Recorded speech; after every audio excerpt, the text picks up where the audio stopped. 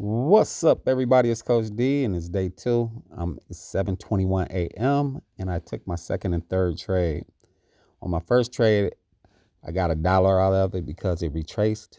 I was up 10 pips and then it retraced back. I set it to take a 5 pip win, so I want $1 off of that just to make sure. And that's all I needed, anyways, on the GBP USD for 5% on $21.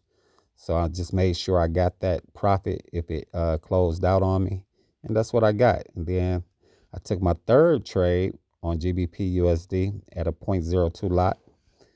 And I got 20 pips out of it. And I got over $4 and some change. How much is that? $4.02. So I got that.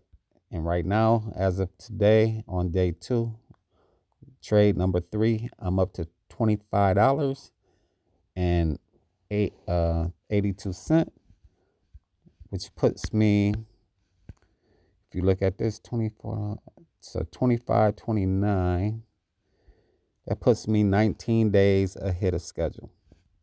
19 days ahead of schedule.